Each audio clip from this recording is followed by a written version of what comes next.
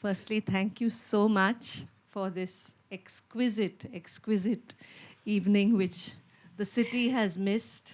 What better way to celebrate a return to Mumbai, a city I love, and a city where I've had so many joyous, happy memories with my mother dancing in so many places. What better way than to come to this intimate Rasika audience, which has come all the way, braving the traffic. I was caught for an hour and a quarter.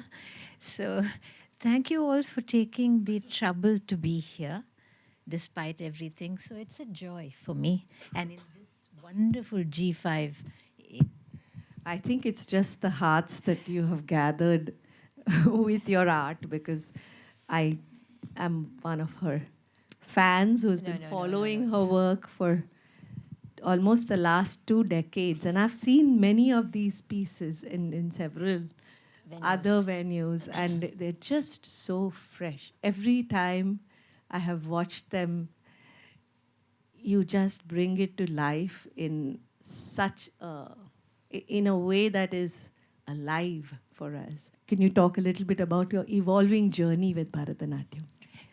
Well, that's the evolving journey is a 60-year-old journey, difficult to condense in a few minutes.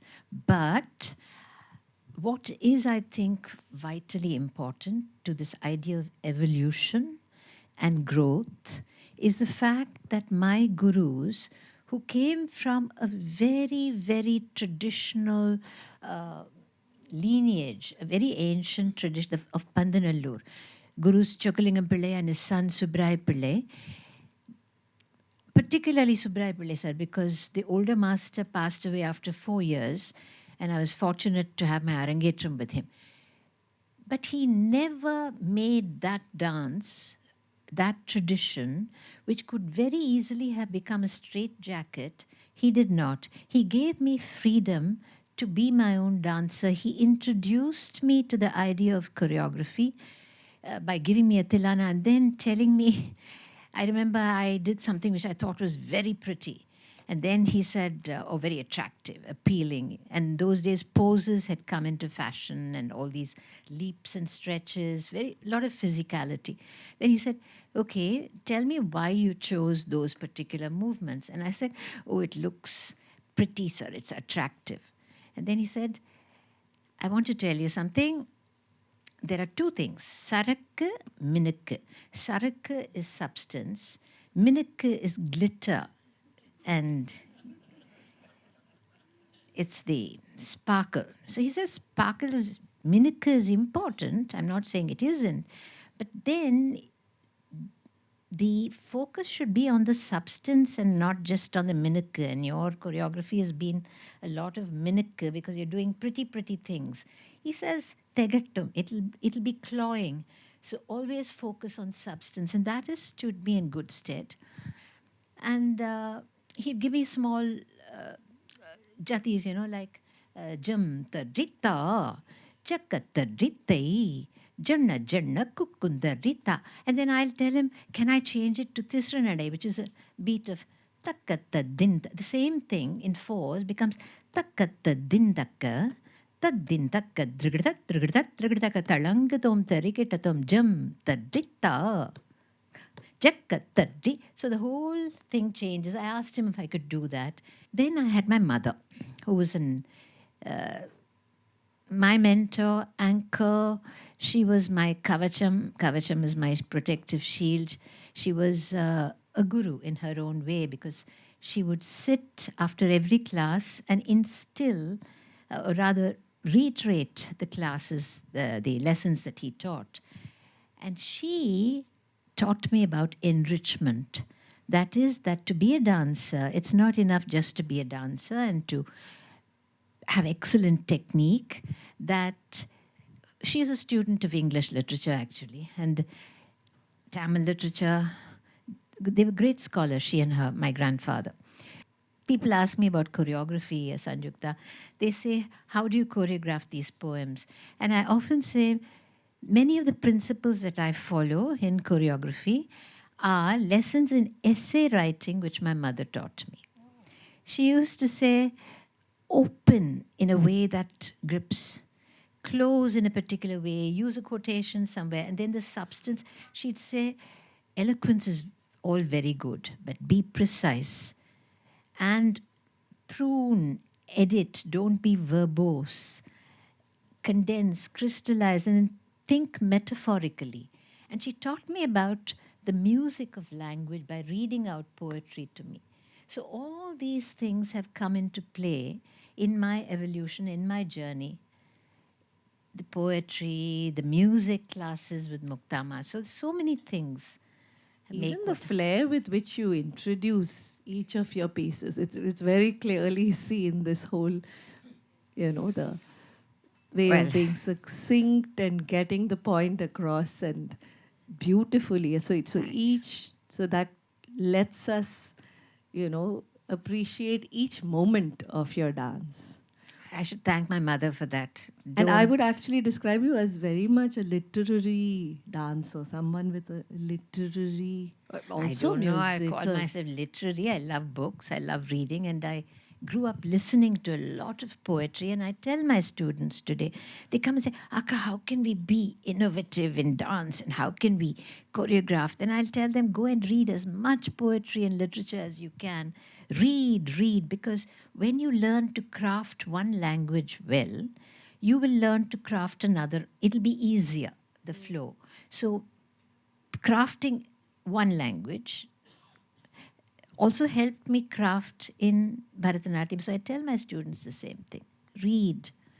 And then look, enjoy, observe. I used to learn Odissi from Kelucharan Mahapatra. Great boon it was. Enriched me as a Bharatanatyam dancer even.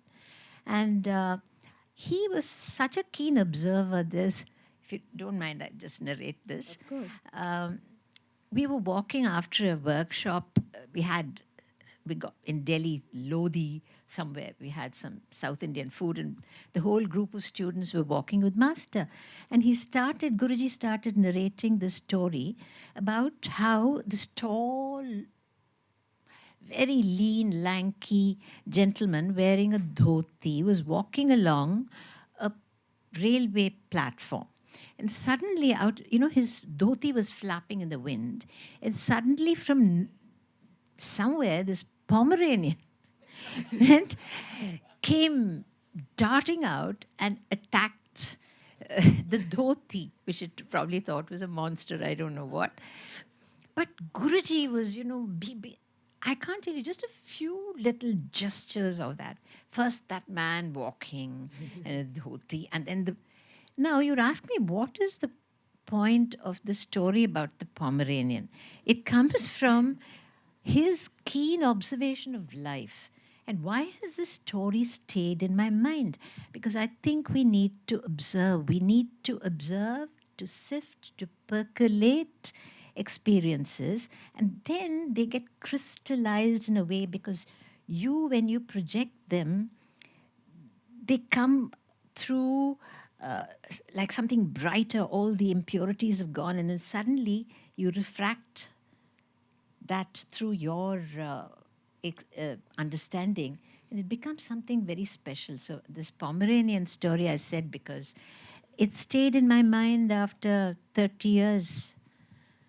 So. And clearly that reflects in your dance, because we saw you transforming into a 13-year-old girl. This is one of my favorite. The Sangam poem, it's just so beautifully done. It's just, the transformation. Pushpa Vilapam also? I don't think I've seen Pushpa Vilapan, but I've seen all the others. Pushpa Vilapan is one of the later ones I did. It was beautiful. Like, I kept looking at those Mogra flowers during the Pushpa Vilapam. One thing I wanted to ask you is, it struck me when I saw you. I first saw you at the Elephanta Festival in Mumbai under the banyan tree. Happy days. And I was just struck by how you savor your own dance. So are you your first audience? Because that's one quality I've observed in you. Every little moment that appears is also savored. I got that impression, and it seemed almost Apsara-like. You still are Apsara-like, but I was A stunned. 68-year-old Since then, I've been Apsara, following you. that's- Absolutely. I know what, this again, I must be grateful to these masters. The older master, whom we were all quite scared of, he was a great maestro, a great guru, but we were all in awe of him. And he would sit there and, there was a time when dance had just, well, it had been wrested from the hands of the traditional dancing community. Then so-called respectable society decided to take over. And in the process, they felt they had to expurgate the dance. So there was a lot of, don't smile too much, don't do this. And sensuality was, anything sensuous or sensual was strictly frowned upon. You had to, dance is divine, whether it is Shringaram or Bhakti Shringaram, it is divine. It is a prayer, I really feel it's a prayer with my being, my entire being when I dance. So there is nothing vulgar about it. It's how you dance, but it can become so, but it's not in itself vulgar. So they tried to make this very, don't smile too much. Don't. So you couldn't save. And master, I think, was aware of the fact that it had lost much of its full-blooded quality. So he used to tell us as we danced, he'd say, Jadam mari adade. Those who, I don't know if there's anyone who understands Tamil, but don't dance like a headless body. Don't dance like a zombie, in other words. So he'd say, savor. Rasichipudi, rusichipudi. Savor the movement. So if there is a movement which is like this, again, doesn't matter, this or this has a different feel. So every movement, even in Nritta, which is pure technique, pure dance, has a different flavor. So it's not abhinaya where you're deliberately trying to carry a story across or a mood, emotion. That is something where you savor movement. So it's sheer joy. And joy gets expressed in different ways. So that, I think, comes from there. And he also was evolving the Pandanallur style, which had a reputation for being very staccato and, very pure, rich, and very rich in vocabulary and pure, clean lines, but also staccato. That's why they taught through metaphor, just being with them. He gave me the example of this whistle with a feather. I'm sure many of you have seen those. You blow on the whistle and the feather unfurls.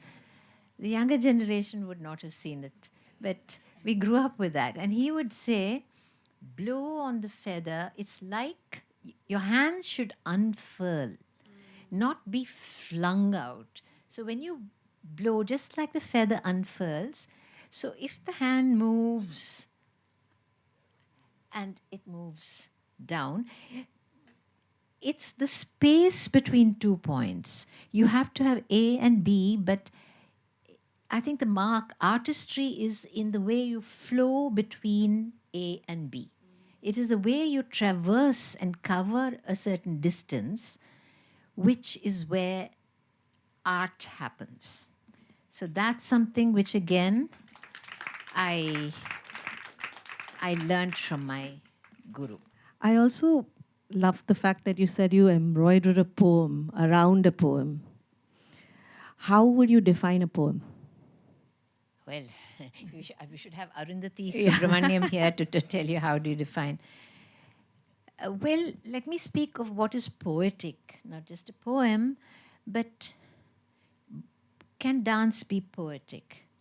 And I'd like to think that when you choreograph, even something which is narrative, it's many things, but it is a crystallization of thought, feeling, experience. It is something which is so powerfully, intensely expressed in a unique way where it goes, it's like a message from one soul to the other. Poetry has that power. Not, it doesn't have to go through via the head, at least I feel, that it is a direct link, that you don't have to understand the poem literally, you don't even have to understand what the poet meant. It's not necessary. Just listening to the music of the poems and the images that flash into your heart, into your soul. So poetry has that power. It's when there is intense crystallization, when there is metaphor, it is a language of metaphor. It is not prosaic, literal. It is elliptical. When you reach something not like that, but it goes in curves, it goes. So it's many things. I've given you a very limited expression, but poetry for me is also music, and poetry for me is also dance. There is no separating dance, poetry, and music, because I think each has elements of the other two. You know, because when I was studying music with Muktama, my great music guru, who's as much my guru for Abhinaya, she never taught me Abhinaya, but the music was my guru for Abhinaya. I really feel that. And when I was studying with her, I read something, Edward Hanslick, a German critic. He said that music is sound.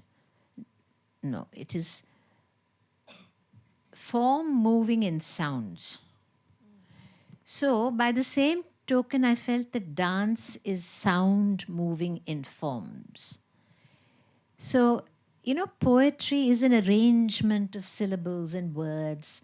There is music. I think that is important to me, that when you choreograph a piece, you have to first, embroidering a poem, you first have to feel the music, the tonal shifts.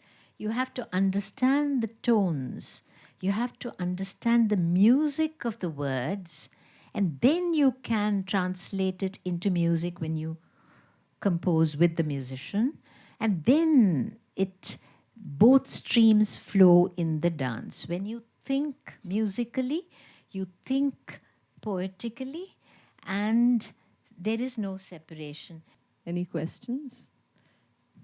I don't have anything profound to say, but I really enjoyed those three dances. Probably the second one, where Radha or some says, "Don't come near me." There's so much love is flowing, but she cannot do it at that moment, because that human feeling of he has gone to another woman was so intense. It was brought out so well and so pretty, and it looks very familiar to us. That's one. The second, the second one was she's bringing the water to give to the person who wanted the water, and he catches hold of her hand. She's stunned and taken aback, but she realizes who it is. Suddenly, the flash comes to her mind. How she imagines that her mother should be told that the water stuck in the throat. And so this information is so beautiful, quite nice. And the third one was very intense, I thought. Thank you. That the flowers telling the bhakta, you have your own intentions, but why do you deflower me? I entertain the bees, I feed them, I do so many things. Don't take me out of this. It was very intense, and I really thank liked you. it. Yeah. Thank you. So I'm glad the story came through. Absolutely, and more. That all the rasas that we went through, from lament to love to anger. I wanted it to be a very contrasting colors. I wanted. and tones.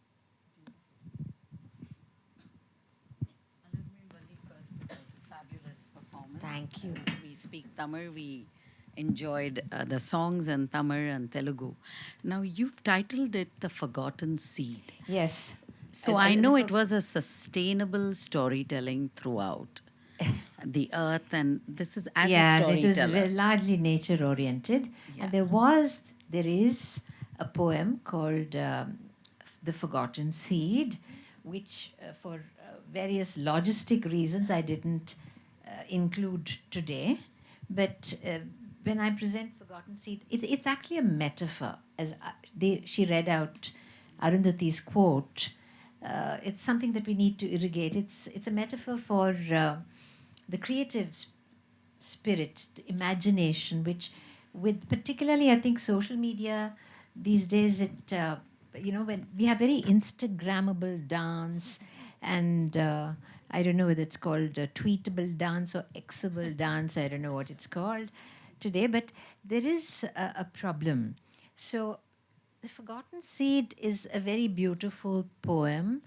It's a simple poem, but it beautifully and powerfully evokes the fact, the kinship between the human and the natural worlds, which the Sangam poets reiterated time and again. And it's about a laurel tree, a seed which they just find, and then the girl puts it into the soil and forgets about it. And when it sprouts, her mother tells her, "This is greater than you, and it qualifies as a younger sister to you," praising this laurel tree. And it starts with her seeing her friend and the friend's lover together under a laurel tree, engaged in amorous dalliance, and she feels it's not appropriate under that particular tree. So it's so charming, she goes, and without openly saying, "Please don't do anything like this here." Why? Because that tree is their younger sister, and it doesn't seem fitting for you to be behaving, being amorous with each other. There's plenty of shade elsewhere, she says. Even that is so beautifully put. So it's a charming story, but it just shows how close they were to nature and how much they respected and revered nature, saying that it's greater than you. And therefore, she says, "O man of the seashore lands, where the conch shells sound like soft music of bards at a feast. We're embarrassed," she says, "we are embarrassed to laugh with you here. But there is plenty of shade elsewhere, if you wish." Honor and privilege. I was moved to tears by the Pushpa Vilapam, and it actually triggered in my mind a plea for you to develop it even further, because the thoughts it triggered were, we've created God in our own image. Yes. And, a group of some elderly people decide what God wants and what is pure and what's impure. Did God really want to be coated with golden jewels and everything that we decide is pure for God? Yeah. There are so many sort of thoughts you triggered in me, and I'm beseeching you to please, please have a part 2 and 3 to this. Actually, not exactly the flower poem, but you spoke of impurity. There is a poem I'm working on, which I hope, we are going to present it hopefully in Mumbai in March. We're hoping to present it. It's Wild Women. She wrote that wonderful anthology she's put together of bhakti poetry, women poets, men writing as women, and then the goddess poems. So we will be doing something. And one of the poems which we have selected, which struck both of us, and it's astonishing. It's about Yechil in Tamil. Yechil is not just saliva, but it is the concept, the notion of impurity. And this is written by a widow, a Brahmin widow, 150 years ago, around that time, where she's actually, these are Ninda Stutis, where you actually mock it in the various relationships we have with in bhakti. This is, she's actually ironically, sarcastically asking, Paraparame, O Supreme One. I don't have the whole poem here, but some of the things is, she says, Yechil Yechil Yendru Pulambigirar Manudargal, Yechil Illada Idame Illai Par. She says, we say pollution, not, don't touch, don't this. But there is no place in the universe, there's no place anywhere that is without pollution. And one of the things she says, for instance, she says, we said the fish is dirty. But then you go and dip in those waters in which the fish swims, saying that's going to purify you. So what is that? And she says the little kitten, and it's so terse. Tamil is very terse language. Sirupunai yechil, that's all. Sirupunai is the little kitten. Is impure, meaning that we love it, we pet it. But it's licking itself all the time. There's so much of bacteria. She says even the Shangu Chakram, even the symbols that the deity carries are covered with pollution of some kind or the other.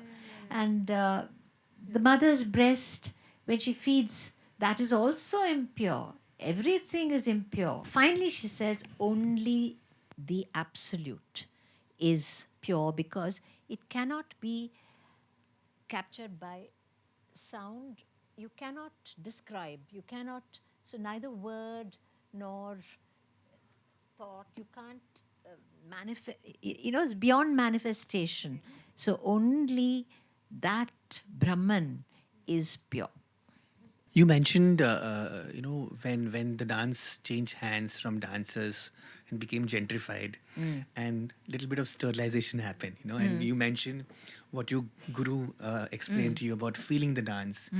And then you also spoke that you also learned from Guru Kelucharan Mahapatra. And your dance is very unbound, it's very free. You rarely see that in Bharatnatyam. So does this the whole sensuality thing from Odissi also, have you incorporated in your style, dancing style? Does it? Have you included some bits of Odissi at all? No, the style, no. When I said I was enriched because studying with such a great guru, just being with them adds layers, and it adds so much to your understanding of aesthetics, of life. Just being with Guru Kelucharan Mahapatra, no, I would never have, no.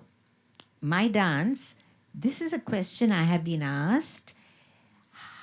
Bharatanatyam, it's so sad that there's a misconception. I remember one lady came up to me and said, this Bharatanatyam is thud, thud, thud, thud, thud. And your dance is so different. I said, please don't say Bharatanatyam is thud, thud, thud. If it's thud, thud, thud, it's the dancer's fault. That if it is staccato, if you've made it rigid, if you've divorced it from the sensuous and the sensual, then it's the fault of the dancer. Dance has changed a lot. See, in fact, it has become, grace is something which has gone, which has been sacrificed. You see, an overcrowded dance world, and ours is severely overpopulated.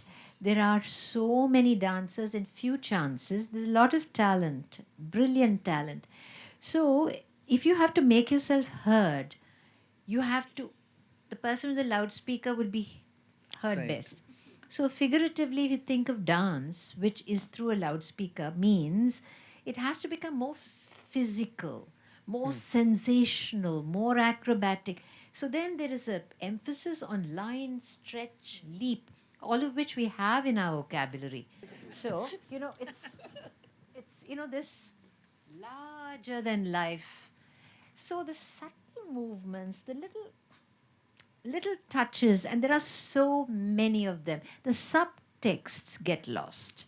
Because dance, Bharatanatyam, please don't say Bharatanatyam is not like that at all. Bharatanatyam, if you saw some of the older dancers, If you saw Bala Saraswati Ma, as I've had the great, or any of, they might not have been so correct in form, some of the older dancers, but they were unpredictable. The problem with much of dance today is, I don't know if you agree with me, because you are rehearsing in front of a mirror and you're rehearsing it to package it for Instagram or whatever, it can become predictable. And that is something which I owe to my gurus again.